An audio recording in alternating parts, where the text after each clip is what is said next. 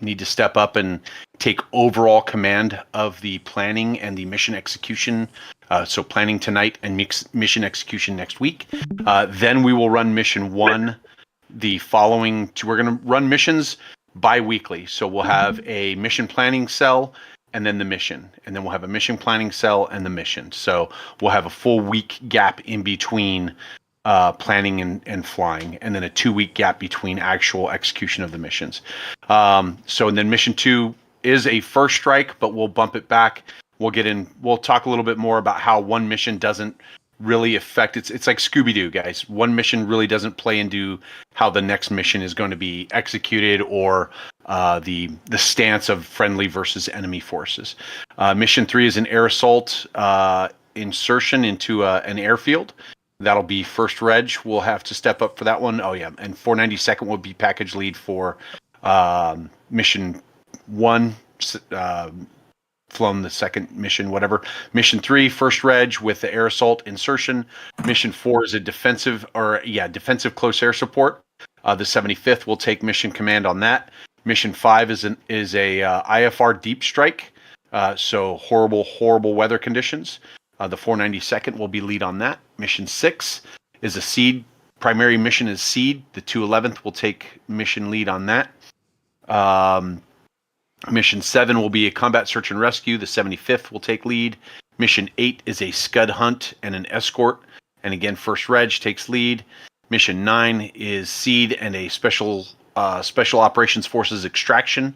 And the 667th will have lead. And then mission 10 is OCA and escort. It's essentially an all-out air war, and the 211th will again have package lead. So all squadrons are going to have 2 bites at the apple, being mission commanders.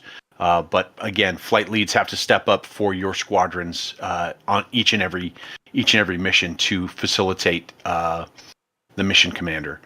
Any questions on that?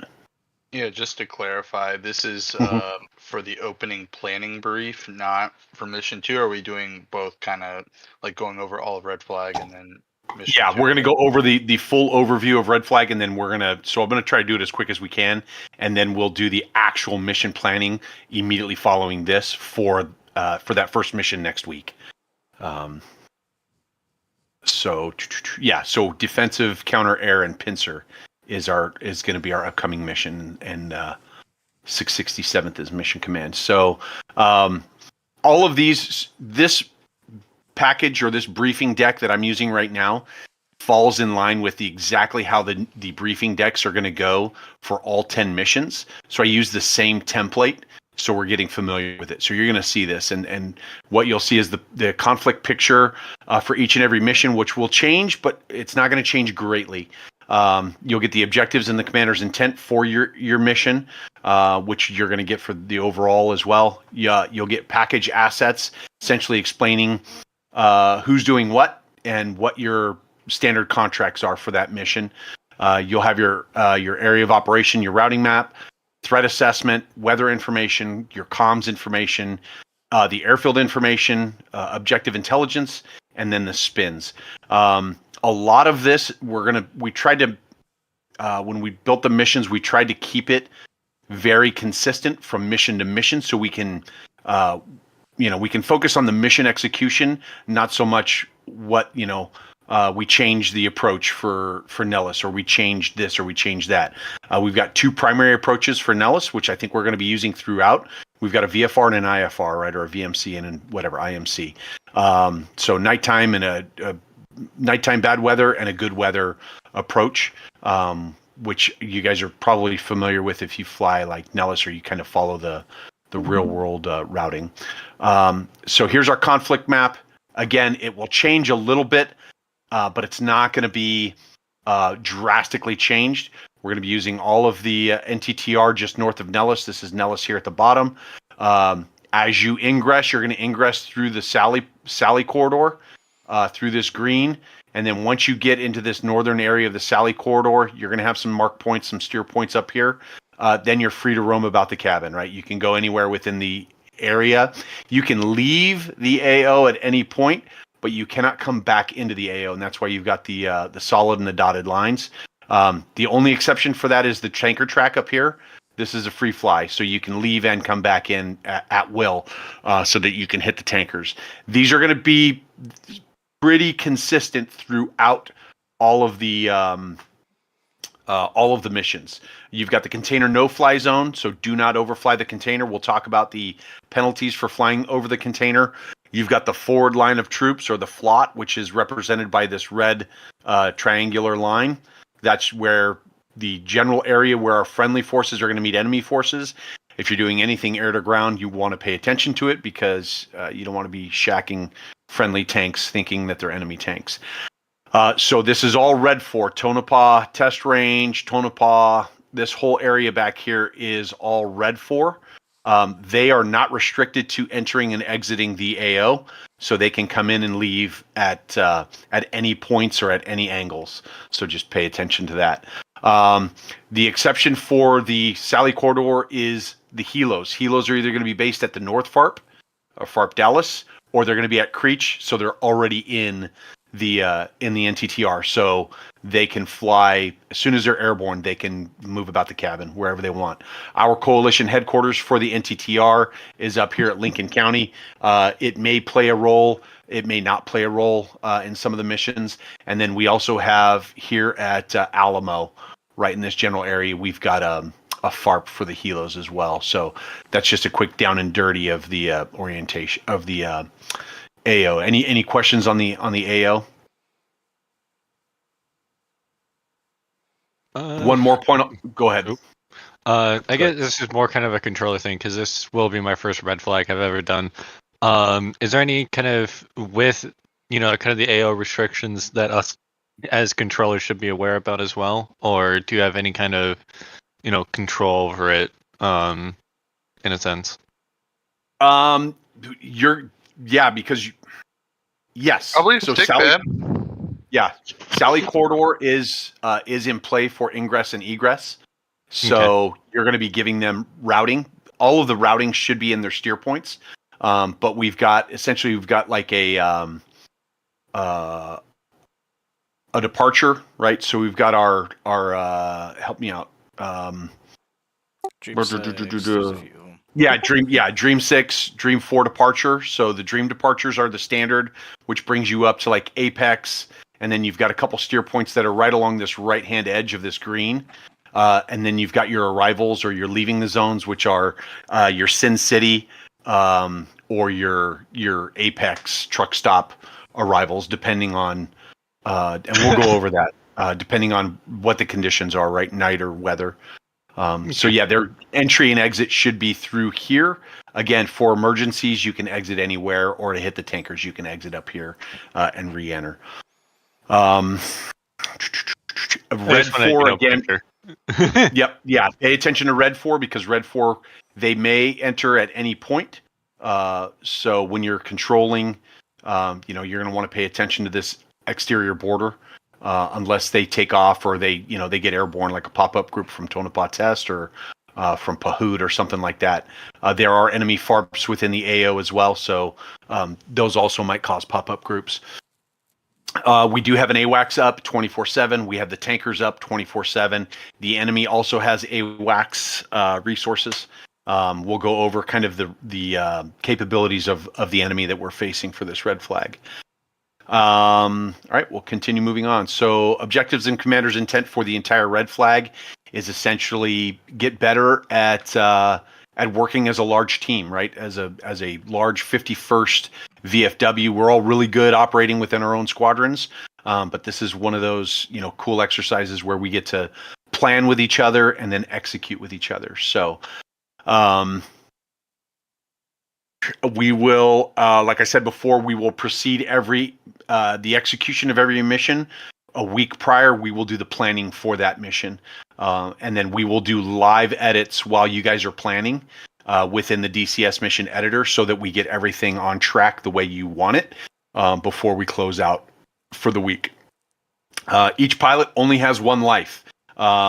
Because we have the luxury of being able to be shot down, you may be shot down. There are no invincible There are no invincible assets within this red flag campaign. So when you shoot down an enemy, they are shot down. When you get shot down, you are shot down. The only thing that is invincible are the AWACSs. So there's no hunting the AWACS, and I believe our tankers are invincible as well, just in case you screw up and fly into one of them. You don't ruin it for everybody else in the flight. But if you hit an AWACS, you will die, or a tanker, you will die. Do not overfly the container. If you do, you'll receive a container alert. Your punishment for that is flying back to Creech and doing a touch and go, and then returning back to the mission area. So it's going to take you out of the fight for however long it takes you to get to Creech. Obviously, A-10s and Apache is going to take way longer than it will the Hornets and Vipers and Strikes. So all enemy targets are live. So if you're facing an SA-10 or an SA-11 or whatever, it is a live SA-11. It is a live SA-6. We do have buildings out there. So connexes represent buildings. So if you're going against a power plant or an airfield, you'll see essentially connexes, but you're going to get that in the recon for the mission, the intel for the mission. They are high skill set, so our enemies are a near peer adversary, and we'll talk about. We do not have air superiority, so it's air parity. So we're going to face the number and quality of aircraft that is fairly close to our number and quality. If you do have some type of tech issue with your computer, or you get a CTD, you are allowed to jump back in, reslot, and get back into the mission. It's only if you're shot down are you done, but you're welcome to jump into spectators if you take a round and find yourself on the ground. We are not doing on the spot CSAR for anybody shot down unless that is part of your mission or in your mission brief. So if people go down, do what you would normally do, mark their location, make note of it, look for a shoot, and then carry on. But we will not be diverting again unless it's part of the brief. We won't be diverting to do emergency CSAR in the middle of a mission. All right, so the objectives for this entire campaign, again, plan 1 week prior, execute each mission to plan, complete all mission goals, and then conduct our after action reviews. Then, most importantly, implement the improvements and the lessons we learned from our after action review, and then improve the proficiency and cohesion of the group. This is what your package assets are going to look like. All the call signs are going to be consistent throughout the campaign. So you can see for your own squadron what your call signs will be. They're not going to change drastically. You'll either be Joker, for A-10s, it'll be Bucko, T-Bone, or Maniac. So on and so forth. You can see your lays codes, your squawk, your IFF squawks, your transition blocks for when you're flying in and out of the AO, your TACAN yardstick stuff. You got it. It's all here, and it will stay consistent throughout the entire campaign, including the tankers. So we don't have to relearn these basic things every mission. Any questions? One comment: when we look at mission 2, I think 2 or 3 of these are different, but they're going to be switched to reflect this. Just as a heads up. Okay. And then you'll see the next slide will look very much like this. It's just discussing what your individual objectives are for your different flights. So Hornets have 3 flights. 2 of them may be doing something, and then 1 might be doing something else. So it will reflect it here.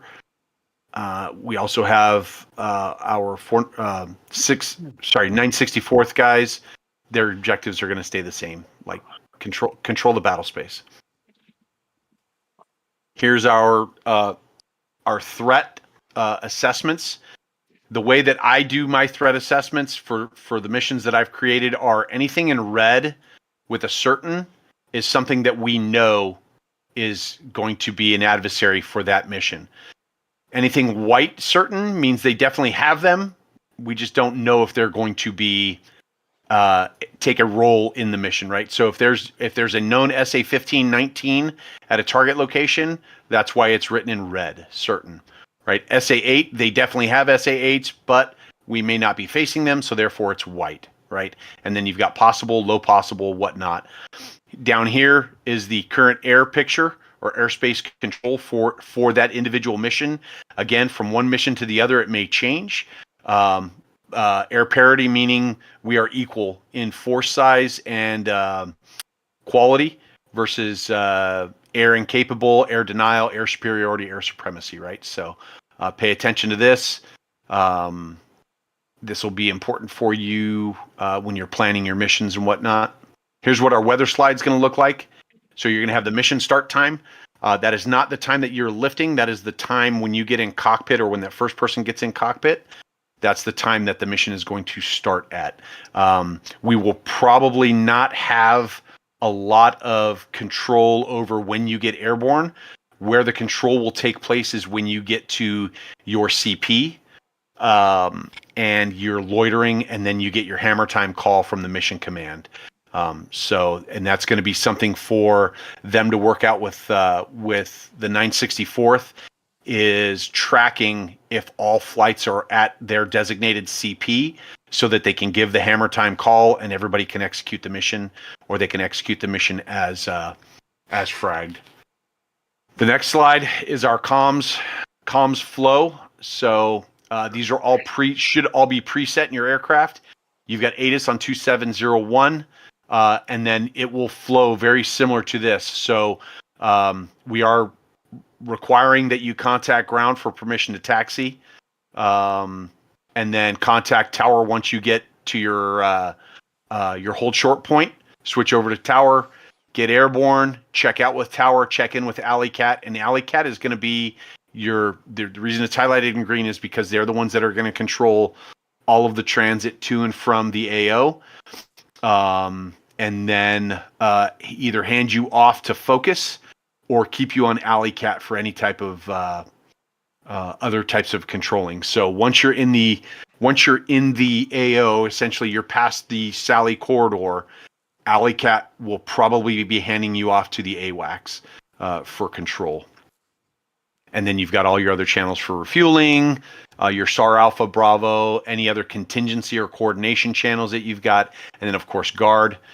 We've got our FARPs listed down below, TACANs for Creech, Groom, and Tonopah. Our code words will not change throughout the campaign. They're going to stay largely similar or largely the same. Hammer time to begin your attack or to begin the mission. GoldenEye is when your objective has been complete. 8 Ball is if it's only partially complete, and then Miller time is when you get the RTB call. Any questions about the comms flow or the weather? Cool. All right. We will have 2 arrival and departures from Nellis. So all departures will be on 03 left. Every departure will be 03 left. And then you will more than likely get the Dream 4 right here departure, where you'll come out. You've got an apex steer point. I would highly recommend hitting the apex and then turning for Juno, and then I think it's Carp, Juno, and then Carp, and then getting into the AO through the Sally corridor. These are all your steer points should all be set for you in each and every mission. If not, you've got these cards that you can download on the website. We can go over that as well. Arrivals to Nellis. The VFR visual arrival for Nellis is the Sin City visual. So you're going to hit your Hazel and then your on-day steer points or mark points, whatever, and then you're going to turn. You're going to make that large or the hard turn south, and then there's an industrial park you'll see. You'll make that looping turn around the industrial park for Nellis. Fod, you want to talk about the overhead? Are we approving the overhead, or are we only doing straight ins for the Sin City? No, overhead's definitely good. It's always going to be left when you come in. So depart on the left, arrive on the left, whichever side of the airfield you're going to be coming in on, and always expect a left overhead break as a result. So obviously we don't cross over the other, but yeah, it's no matter what ends up happening, whichever side you end up coming in on, all departures 03 left, and then arrivals could be 0-3 left or 2-1 left, depending. You got it. Yeah, so 2-1 left will be used for all ILS TACAN approaches. Obviously, it's the only runway with TACAN ILS. So be prepared for night landings and bad weather conditions to head to Apex and then come in from the Apex approach to Nellis. And that will be dictated on each and every mission. You'll see it during the mission briefing. All of this information will be there for you. Then you'll have intel info in your missions. There's nothing here because we're not briefing anything. And at the very last page is the it's just the individual flight brief, or what do we call it? The spins. Sorry, the spins page.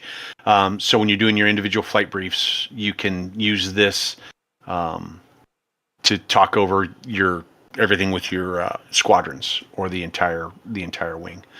Any questions about what we're doing for Red Flag before we move on?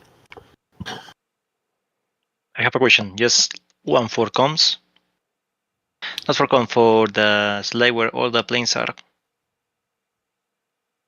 What's that? Oh, right here? No, more on the top.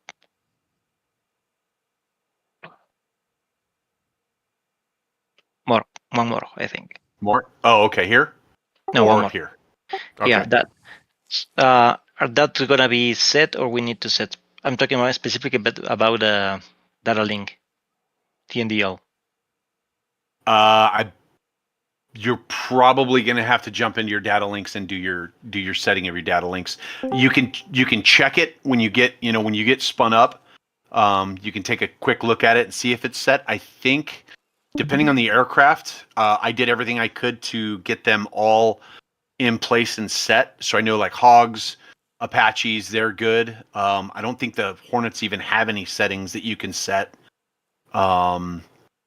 And then I know or maybe they do, but the strikes don't. It was, anyways, yes and no. Double check it just to make sure.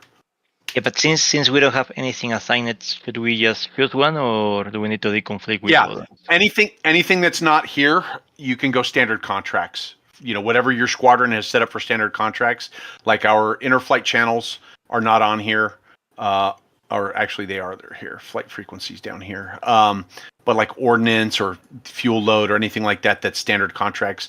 You guys within your squadrons can establish that and get that set up.